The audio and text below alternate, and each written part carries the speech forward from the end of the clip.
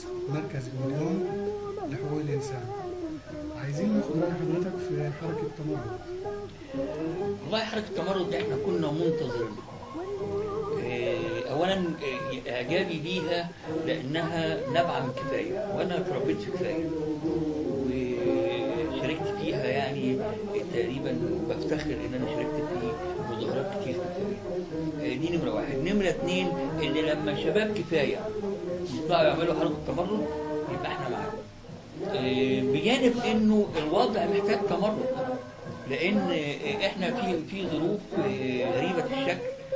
احنا من اول يوم، من اول ما انقلب محمد مرسي على الشرعيه اللي جابته بالاعلان الدستوري، واحنا رافضين محمد مرسي، وكان شعار الحركه ان عزل مرسي هو الحل، ولابد من التخلص من الحكم الاخواني. انا اعتقد انه الناس، يعني احنا قلنا الكلام ده من بدري، الناس دي ابتدت تقتنع، وكل الناس اللي عصروا الليمون على نفسهم رافضين دلوقتي محمد مرسي. كل النخبه والقيادات والمعارضه وحتى الشعب، اغلب الشعب، احنا دلوقتي محاصرين الاخوان. الشعب المصري كله محاصر الاخوان. بناء عليه علينا ان احنا نكثف جهودنا ونحاول ان نتخلص من هذا الحكم الاخواني اللي سبب فشله في كل الظروف اللي احنا فيها.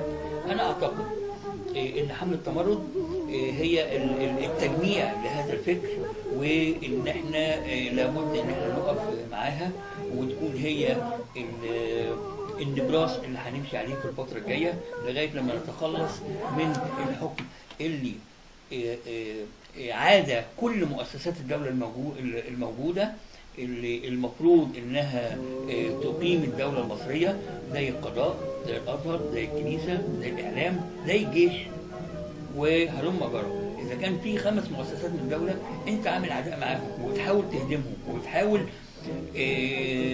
تهاجمهم وبتحاول تطلع تعمل مشاكل معاهم ولعدم اعترافهم بتصرفاتك، فانت هتكون مع الشعب. انا شايف ان الشعب المصري كله واحد، وعشان كده باكد مره تانية ممنوع التفكير في الطائفيه.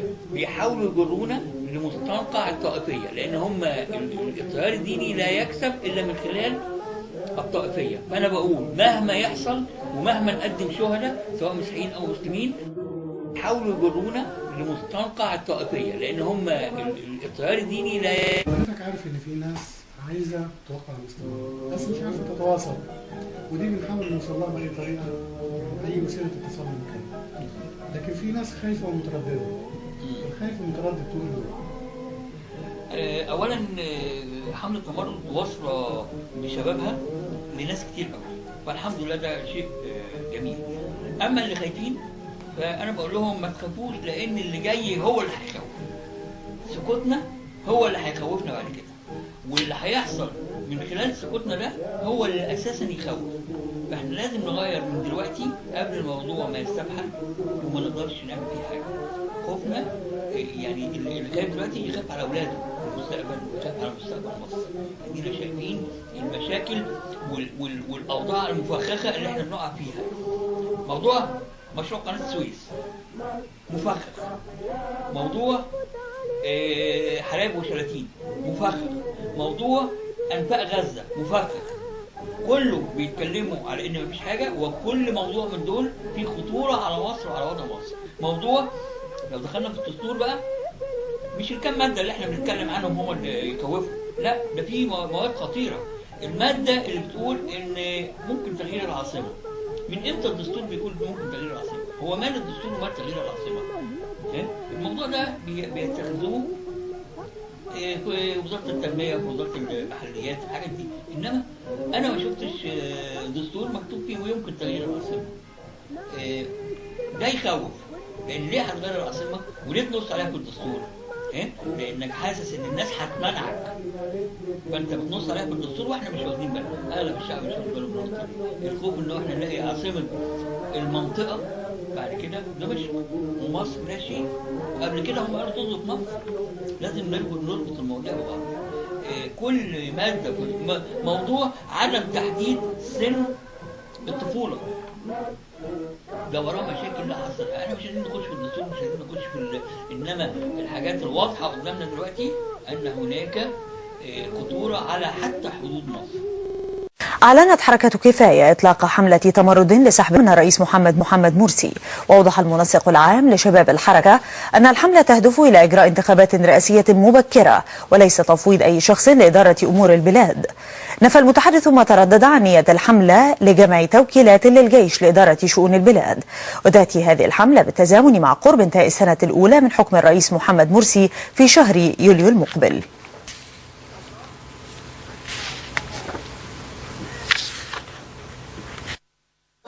جميع معانا كان اكتر مما بنتوقعه بكتير جدا يعني احنا ساعه لما قلنا هنشتغل وقررنا ندعو لاجتماع في غيرنا كتير. نص البيان بيقول أعلن على الموقع أبناء.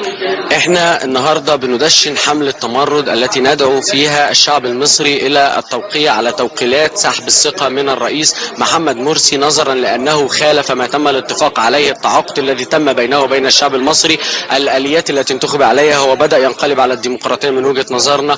لا يشعر بمعاناة الشعب المصري اطلاقا، حتى يعني نرى ان الرئيس محمد مرسي فشل في ابسط مشكلة، ادارة الكهرباء في البلد. هم مش عارفين يدوروا الكهرباء في البلد، فكيف سيستمر في إدارة شؤون البلاد 4 أعوام قادمة؟ لذلك احنا قلنا ان احنا هننزل للشارع المصري في كل مكان للشعب المصري. فوجئنا بردود افعال عالية جدا من الشباب المصري في كل مكان.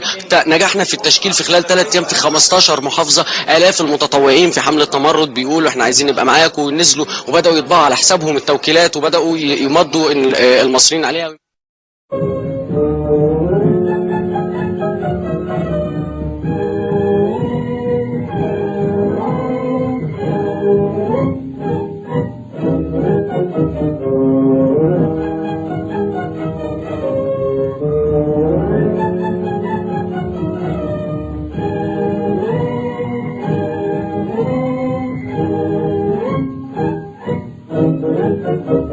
يا أغلى اسم في الوجود، يا اسم دمه للقلوب، يا أغلى اسم في الوجود. أستاذ جورج، احنا بالنسبة لحملة التمرد مين اللي فكر في الحملة؟ اللي فكر فيها أول ولاد من حركة كفاية، وبعدين انضم إليهم بقية الشباب، وأصبحت هذه الحركة حركة مستقلة، لكن اللي فكر فيها في الأول حركة كفاية. انتماءاتهم الحزبية من حركة كفاية بس ولا في؟ لا، دلوقتي بقت مستقلة مش تبع حد خالص، كل القوى مشتركة فيها. في حد بيدعم الحملة ماديا؟ احنا بنشوف صور بالملايين، صور للاستثمارات يعني. الناس اللي بتاخد الاستثمار وتصورها وتوزعها، لا في دعم مادي ولا في أي حاجة خالص. طيب الناس طبعا متخوفة شوية. لا، ما حدش يخاف، لأنه قبل الثورة احنا كنا عاملين حملة بتاعة البرادعي، ودي كانت طبيعية جدا، فما حدش يخاف من ايه؟ احنا كسرنا الخوف من أول ما عملنا حركة كفاية. عيب الناس تخاف، دي على فكرة بس يعني حطة في شأن اللي يخاف يعني.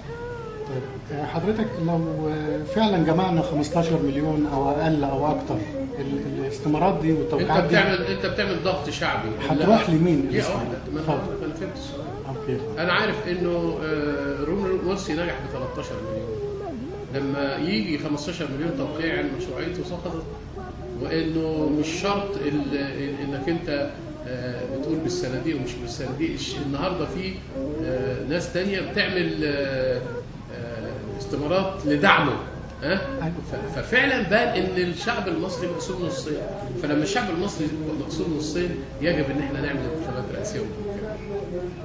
طب الاستثمارات نفسها، التوقيعات دي هتروح لمين؟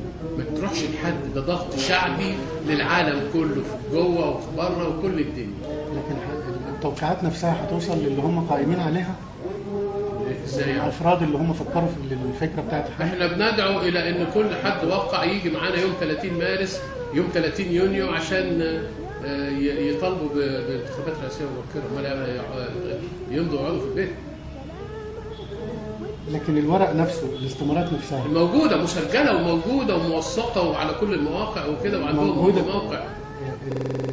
احتجاجية ومسيرات تطالب بالإفراج عن المعتقلين في قضايا سياسية، عقدت محكمة جنح أول طنطا بالتجمع الخامس ثانية جلسات محاكمة الناشط السياسي أحمد دومة بتهمة إهانة الرئيس وإذاعته عمدا أخبارا وشائعات كاذبة في برنامج تلفزيوني.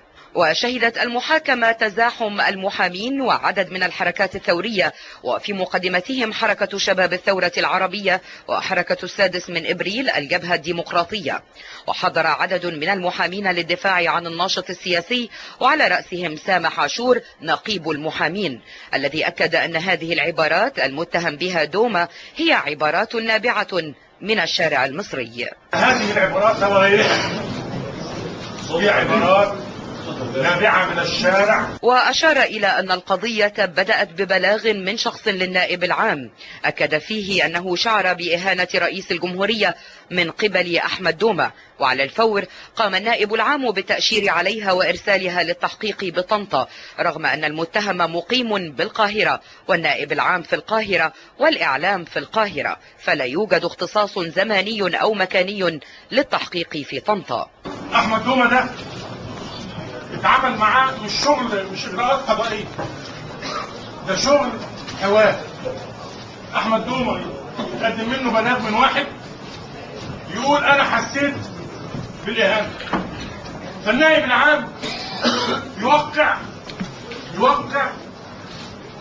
في 2/2 لنيابه مدينه طنطا للتحقيق. ليه يا سياده النائب؟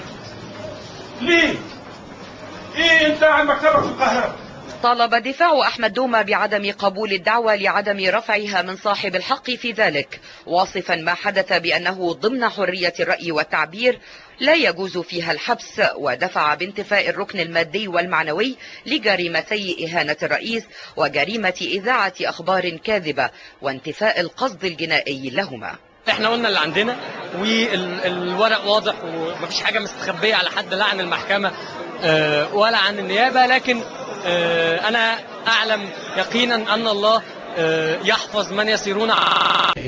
الموجود إن احنا بنعلن إن في 15 مليون توقيع، دي مسألة مش سهلة. طيب عموما تقول ايه بقى للناس المترددة؟ لا، الناس المترددة اللي خايف يقعد في بيته. بسم الله الرحمن الرحيم. قررت المحكمة حجز الدعوة للحكم جلسة 3/6/2013 مع استمرار حبس المتهم.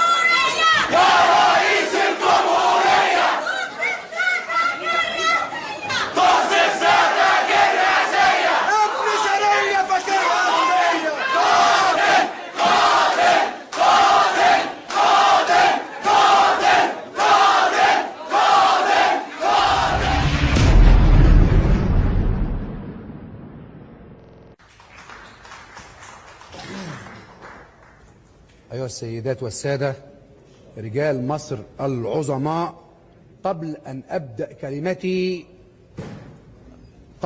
أبدأ كلمتي هذه استمارة حركة تمرد أوقعها أمام الملايين وأمام العالم. نحن لا نخشى ولا نتهدد من شكوى أو بلاغ. أنا بوقع اهو الاستمارة قدامكم، وادي البطاقة اهو بتاعتي عشان ما حدش يقول ان بيجمعوا حاجات مزورة. اهو استمارة وده توقيعي.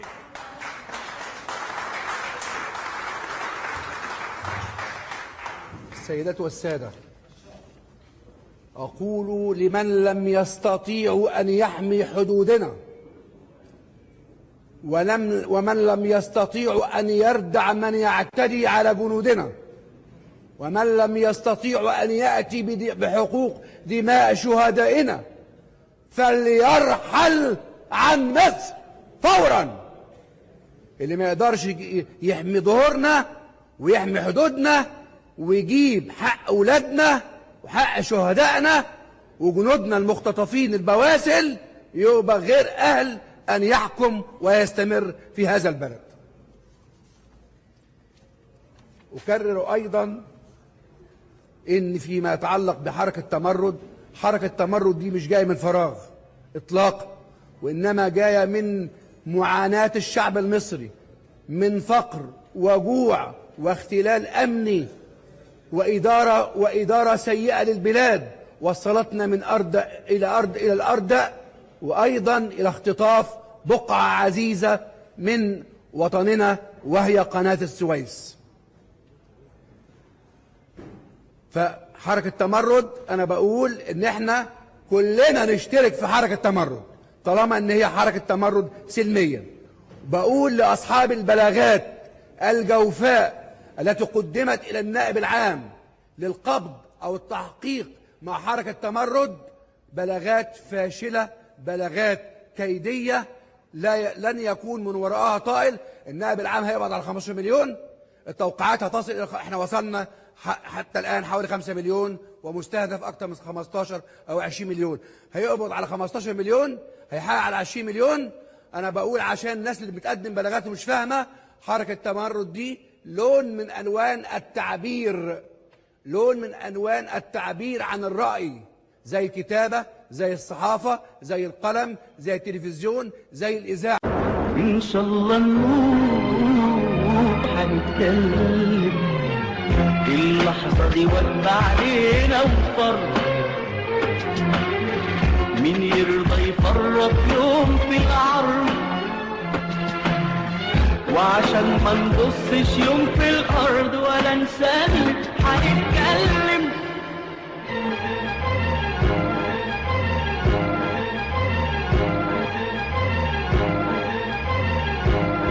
بيحتلونا وبيذلونا وبيحوجونا ويجوعونا ويشبعونا، استنسخونا ومسخونا وعلمونا ومن وصلنا بيبذلونا، لعبونا غيبونا فتعبونا عزونا فغزونا فأذونا هدونا لخبطونا من تاريخنا شخبطونا دينونا جننونا عودونا علمعونا، كان هتافنا في الجهاد لا إله إلا الله، والنهارده هتافنا لله يا محسنين لله.